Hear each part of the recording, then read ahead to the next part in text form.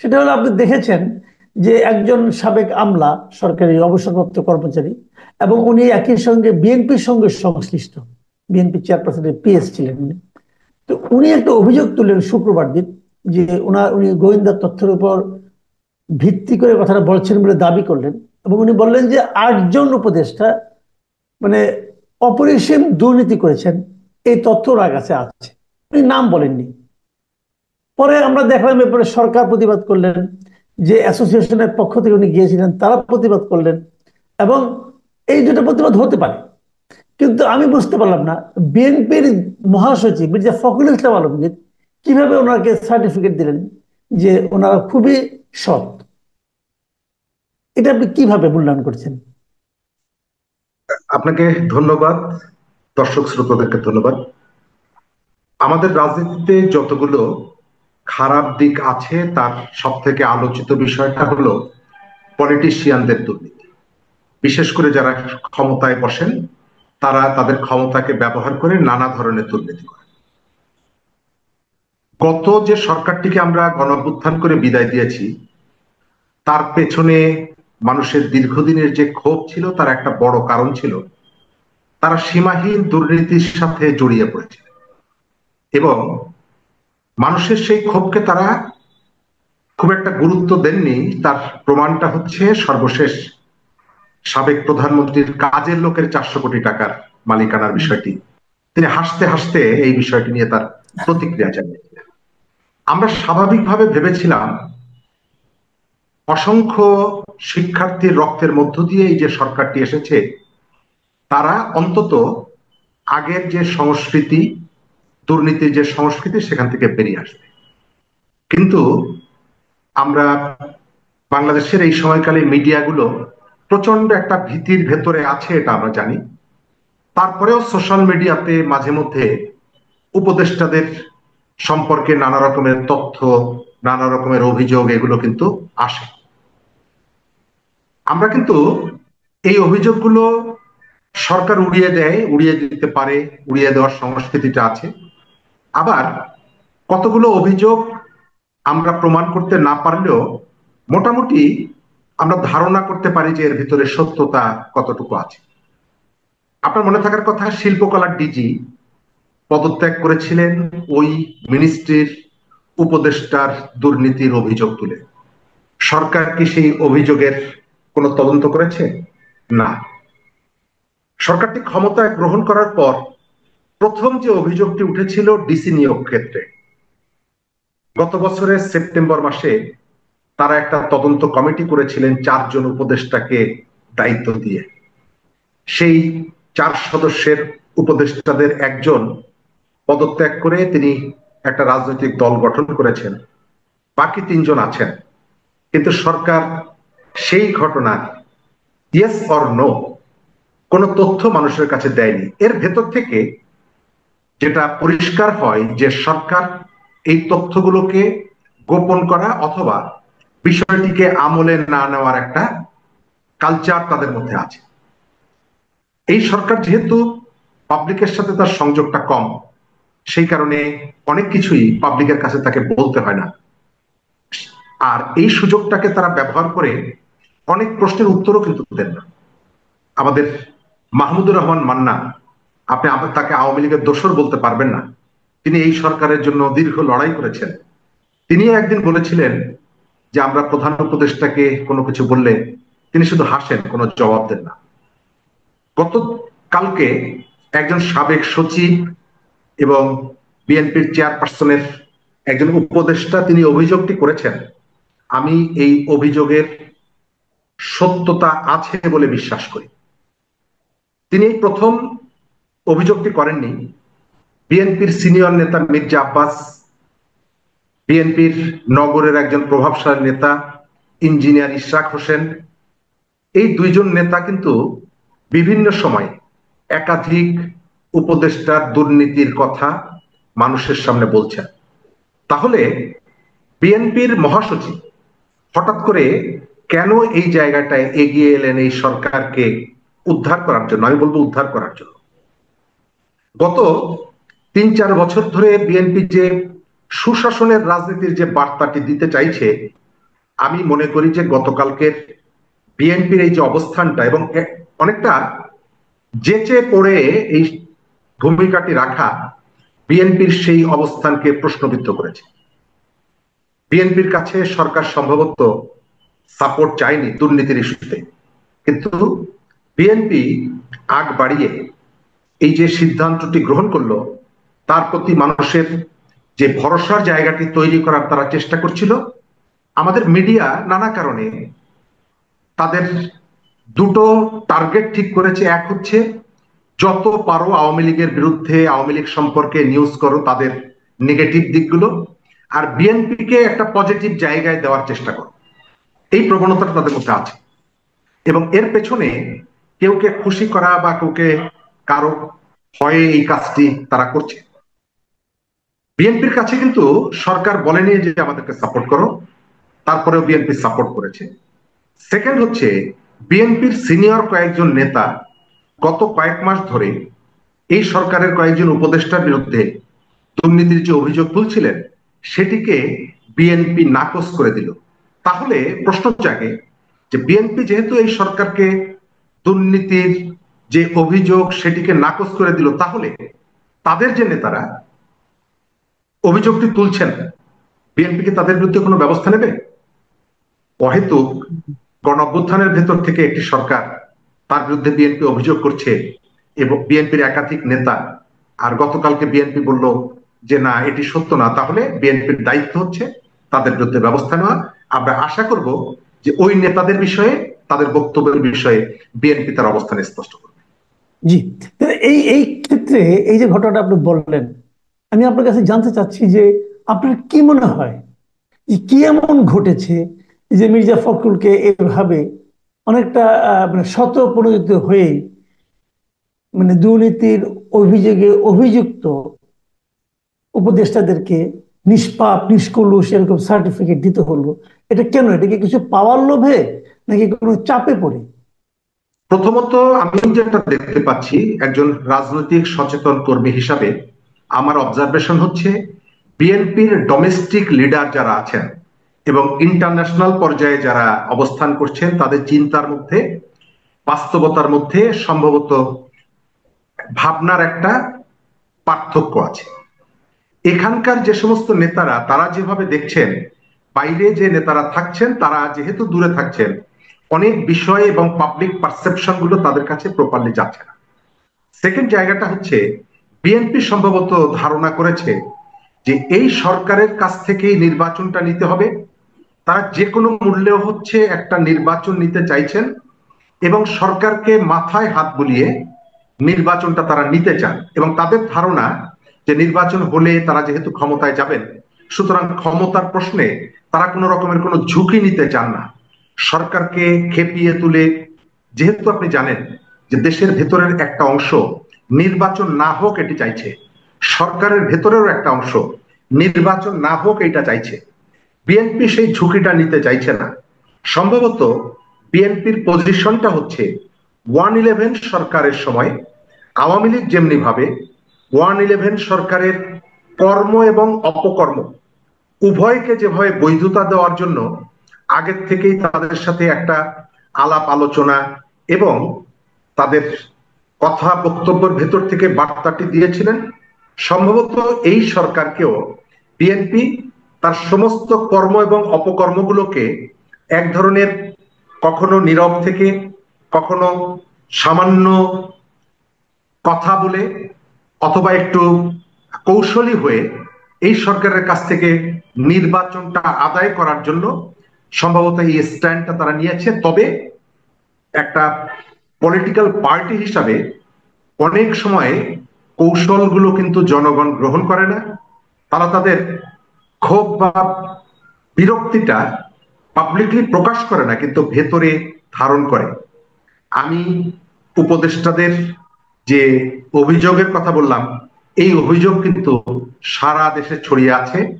এমনকি ছাত্র আন্দোলনের নেতা, সমন্বয়ক, তাদের সম্পর্কেও ঠিক আপনার এখানে বসার 10 মিনিট আগে দেখলাম এক মফস্বলের এক সমন্বয়ক টেলিফোন করে তার সহকর্মীদেরকে বলছে কোথায় যেন তিনি চাঁদাবাজির জন্য লোক পাঠিয়েছেন এবং তাদেরকে ডিরেকশন দিচ্ছে যে তোমরা একটু তাদের সঙ্গে কথা বলো, আরো 5 লাখ টাকা তাদের কাছ থেকে নেওয়া যায় কিনা। অর্থাৎ এই যে চাঁদাবাজির খবরগুলো, এই যে অনিয়ম দুর্নীতির খবরগুলো, এই খবরগুলো কিন্তু ঢেকে রাখা যাচ্ছে না, প্রকাশিত হচ্ছে। সুতরাং যে কোনো পলিটিক্যাল পার্টি এই দুর্নীতির পক্ষে যদি দাঁড়ায়, সে তার ইমেজটাকে কিন্তু হারাবে। আমাদের জুলাইয়ের স্পিরিট কিন্তু যে কোনো ব্যক্তি বা সরকার প্রতিষ্ঠান রাজনৈতিক দলের দুর্নীতিকে ধামাচাপা দেওয়া অথবা কোন একটা নির্দিষ্ট কারণে অনুরাগ প্রদর্শন করা না। জি, এখানে আরেকটা কথা, আপনি যেহেতু নির্বাচনের কথা বললেন যে বিএনপি আশা করছে, বিএনপি চাচ্ছে যে কোনো কিছুর বিনিময়ে নির্বাচনের ঠিকঠাক মতো হয়ে যায়, কিন্তু নির্বাচন না হওয়ার কোনো আশঙ্কা কি আপনি দেখছেন? আমি একটা জিনিস লক্ষ্য করছি, সেই জিনিসটা হলো যে যদিও প্রধান উপদেষ্টা নিজে ঘোষণা করেছেন যে ফেব্রুয়ারিতে ইলেকশন হবে, কিন্তু তারপরে অনেকে আমাকে প্রশ্ন করছেন যে আসলে কি ফেব্রুয়ারিতে হবে? তার মানে সরকার প্রধানের বক্তব্যকেও সাধারণ মানুষের মধ্যে অনেকে ঠিক বিশ্বাস করতে পারছে না। ডক্টর ইউনূসের মতো ব্যক্তি যখন এরকম সাধারণ মানুষের কাছে বিশ্বাস যোগ্যতা হারিয়ে ফেলে, তখন সামগ্রিকভাবে আপনি কি মনে করছেন কেন এরকম হচ্ছে? কেন নির্বাচনের মানুষের মধ্যে দ্বন্দ্ব শঙ্কা থেকে যাচ্ছে? বাংলাদেশের এখন যে সরকারটি আছে, এই সরকারটি শুধুমাত্র কতগুলো ডোমেস্টিক পার্সপেক্টিভে ক্ষমতা গ্রহণ করেছে বিষয়টি তা। এর সঙ্গে ইন্টারন্যাশনাল অনেকগুলো অ্যাক্টরদের ইচ্ছে এবং অনিচ্ছার বিষয় আছে। আমাদের আঞ্চলিক কতগুলো শক্তির সংযোগ আছে। সুতরাং এবারের নির্বাচনের ইস্যুটার অনেকগুলো পকেট এর সাথে যুক্ত হয়ে আছে। ইয়েস অথবা নো আপনি এক কথায় বলে দিতে পারবেন না। আমাদের রাজনীতিতে সময় যত যাচ্ছে, আঞ্চলিক এবং আন্তর্জাতিক খেলোয়াড়দের প্রভাবটা তত বাড়ছে। সুতরাং তাদের কতগুলো যেমনি হিসাব আছে, একই সঙ্গে এই সরকারের ভেতরে অথবা সরকার যাদেরকে ডেকে নিয়ে এসেছে, আপনি জানেন যে অনেক সচিব তাদেরকে কিন্তু বাড়ির থেকে ডেকে এনে চাকরি দেওয়া হয়েছে, দায়িত্ব দেওয়া হয়েছে। স্বাভাবিকভাবে তারা একটা দীর্ঘ সময় এখানে কাজ করতে পারেনি আগের রাজনৈতিক সরকারের কারণে। সুতরাং তারা 1 বছরের মতো দায়িত্ব পালন করে তারা চলে যাবেন, যেহেতু তাদের কাজের সেই সুযোগটা এখনো আছে, সেই সক্ষমতাটুকু আছে, আমার সেটি মনে হয় না। সুতরাং অনেকগুলো কারণ মিলে বাংলাদেশে নির্বাচন হওয়া না হওয়ার ক্ষেত্রে কেবলমাত্র পলিটিক্যাল অ্যাক্টর যারা, তাদের ইচ্ছা অনিচ্ছাই কিন্তু প্রধান না।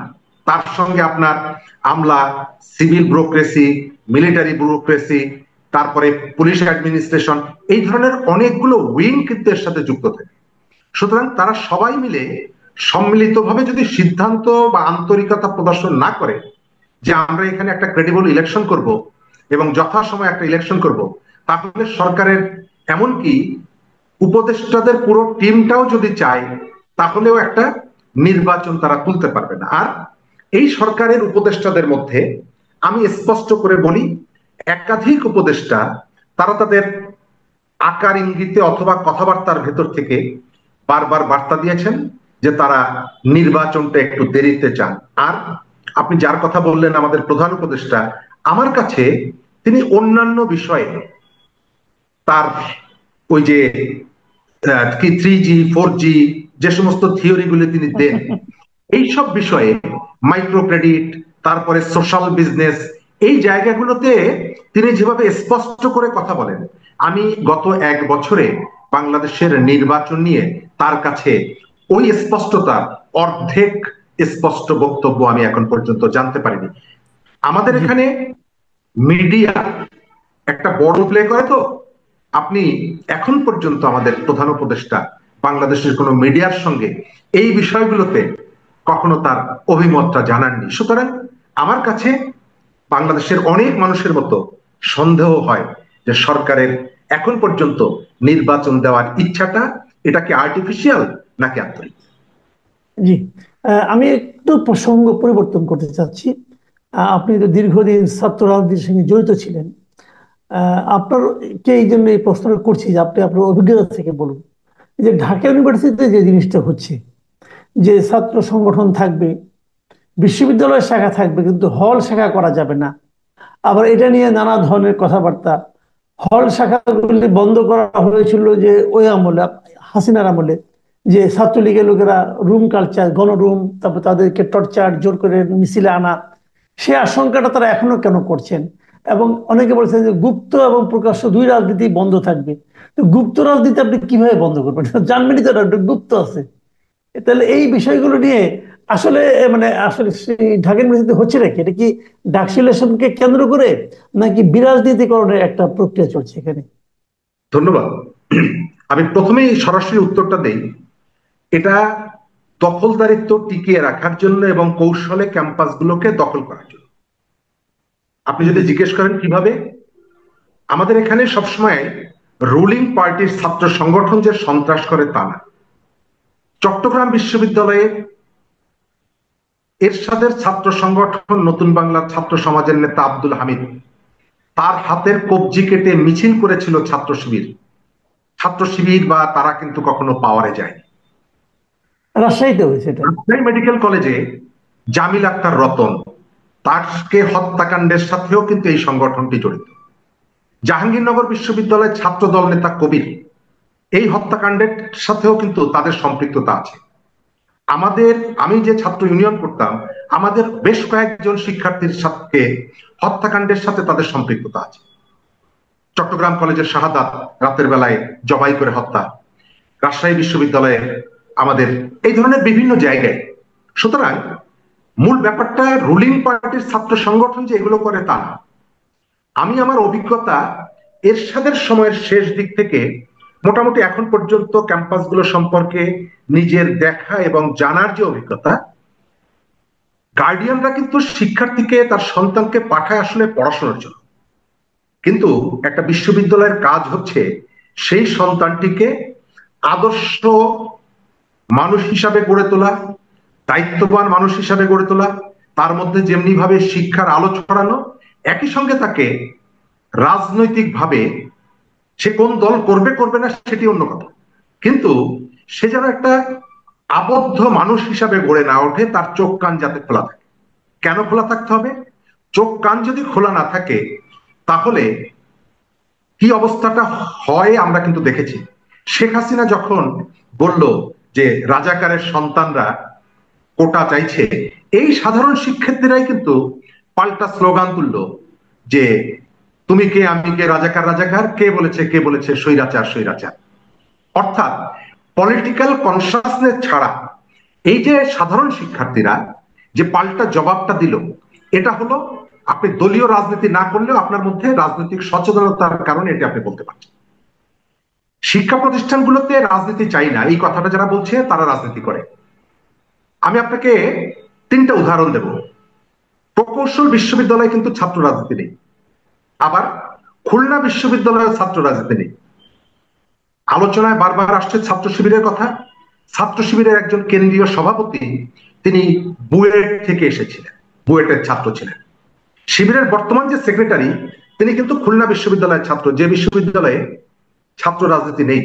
আচ্ছা মাসুদ ভাই, আপনি কি বিশ্বাস করেন জাতীয়তাবাদী ছাত্র দল, ছাত্রলীগ, ছাত্র শিবির, ছাত্র ইউনিয়ন একটা ছেলেকে সভাপতি বা সেক্রেটারি বানায় যে কখনো রাজনীতি করেনি, শুধু পড়াশোনা করেছে, তাকে এনে প্রেসিডেন্ট সেক্রেটারি করে? তাহলে আপনি দেখতে পাচ্ছেন গত কয়েকদিন আগে তিতুমির কলেজে যে ছাত্রটি বলল যে আমরা রাজনীতি চাই না, তাকে দেখা গেল শিবিরের কমিটির সেক্রেটারি। অর্থাৎ আপনি আপনার দলীয় রাজনীতিটাকে একটু কৌশলের কারণে আপনার ওয়ার্কিং স্টাইলটা অন্ধকারের মধ্যে গোপনে পরিচালিত করার একটা এক্সপেরিয়েন্স যেহেতু আপনার আছে, সেই কারণে এই দাবিটা তোলা হয়েছে একেবারে পরিকল্পিতভাবে।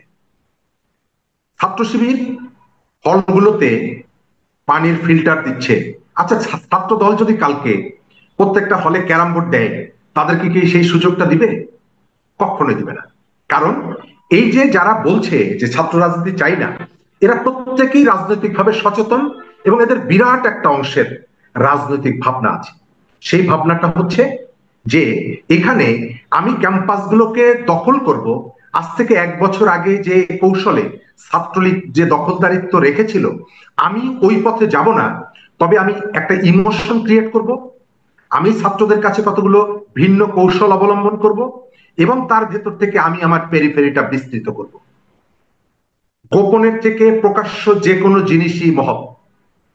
আপনি ক্যাম্পাসগুলোতে যে দৃশ্যটা দেখতে পাচ্ছেন, আমি বিশ্ববিদ্যালয়ের ছাত্র হিসেবে যতটুকু জানি, ঢাকা বিশ্ববিদ্যালয় পরিচালিত হয় ৭৩-এর অধ্যাদেশ অনুযায়ী।